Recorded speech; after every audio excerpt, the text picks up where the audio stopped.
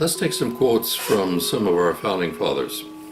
Well, first of all, we're going to look at Thomas Jefferson. Here's a picture of Thomas Jefferson. I want to give you a couple of quotes from him. If the American people ever allow private banks to control an issue of their currency, first by inflation and then by deflation, the banks will deprive the people of all their property until their children wake up homeless on the continent that their fathers conquered. The issuing power should be taken from the banks and restored to the people to whom it properly belongs. Again, another quote from Thomas Jefferson. The modern theory of perpetuation of debt has drenched the earth with blood and crushed its inhabitants with debts ever accumulating. You can't, in a current banking system, you can't get ahead of the system. James Madison. History records the money changers have used every form of abuse, intrigue, deceit, violent means possible to maintain their control over governments by controlling money and its issuance. Andrew Jackson.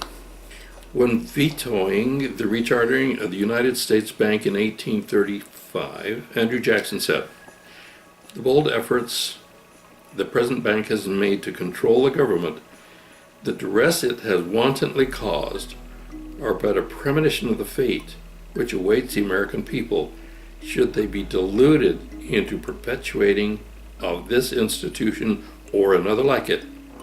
He later said, "You bankers are a den of vipers, and I intend to wipe you out. By the eternal God, I will." If the American people ever knew the rank injustice of our money and banking system, there would be a revolution by morning. Well, what are we talking about here? We're talking about private banks. Our Constitution gives Congress the right to create money and establish its value, and it has been given several times to private banks. Andrew Jackson, Madison, Jefferson all knew the sins of private banking. It belongs in the hands of Congress. Abraham Lincoln. The government should create, issue, and circulate all the currency and credit needed to satisfy the spending power of the government and the buying power of consumers. By the adoption of these principles, the taxpayers will be saved immense sums of interest. Money will cease to be master and become the servant of humanity. The money powers prey upon nations in times of peace and conspires against it in times of adversity. It is more despotic than monarchy, more insolent than autocracy, more selfish than bureaucracy. It denounces as public enemies all who question its methods or throw light upon its schemes. Abraham Lincoln. More from Lincoln. The people can and will be furnished with a currency as safe as their own government. Money will cease to be master and become the servant of humanity. Democracy will rise superior to the money power. I see in the near future a crisis approaching that unnerves me and causes me to tremble for the safety of my country. Corporations have been enthroned. An era of corruption will follow, and the money power of the country will endeavor to prolong its reign by working upon the prejudices of the people until the wealth is aggregated in a few hands and the republic destroyed. Abraham Lincoln understood money.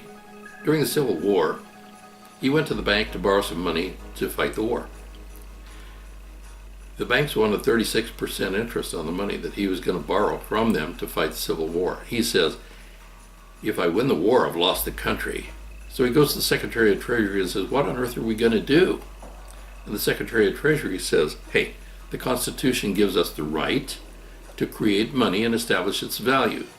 So Lincoln had $485 million in what's called greenbacks, and he backed it up with gold, printed to fund the Civil War. Now the banks, the private banks, never got one dime of interest off the Civil War. By the way, we're still paying interest on the money borrowed to fight the First World War and every war since then. Now what did Lincoln get out of this? Well, he got killed because we can't have that concept go on. Woodrow Wilson said, "There is a power somewhere so organized, so subtle, so watchful, so interlocking, so complete, that they'd better not speak above their breath when they speak in condemnation of it. I'm a most unhappy man. I have unwittingly ruined my country. The great industrious nation is controlled by a system of credit. Our system of credit is concentrated. The growth of the nation, therefore, and all the activities are in the hands of a few men. We have come to be one of the worst ruled, one of the most completely controlled and dominated governments in the civilized world. No longer a government of free opinion, no longer a government of conviction and the vote of the majority, but a government of the opinion and duress of a small group of dominant men." From Woodrow Wilson, New York Freedom, New York, Doubleday, page 1914. What did Wilson do to bring this about? Well, we're going to talk about that a little later. In reality, Wilson was responsible for the Federal Reserve. How federal is the Federal Reserve? What branch of the federal government controls the Federal Reserve? None. It's as Federal Express. It's a private corporation owned by a small group of dominant men. Now, they assured him, Woodrow Wilson said he would sign it into law if they got him to be president. And that they did. And we're going to talk about that a little later, how that came about. Franklin Delano Roosevelt. He wrote a letter to a guy by the name of Colonel House.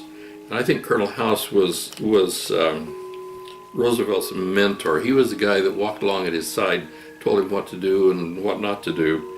He was from the inside group. But here's a letter from Franklin to Colonel House.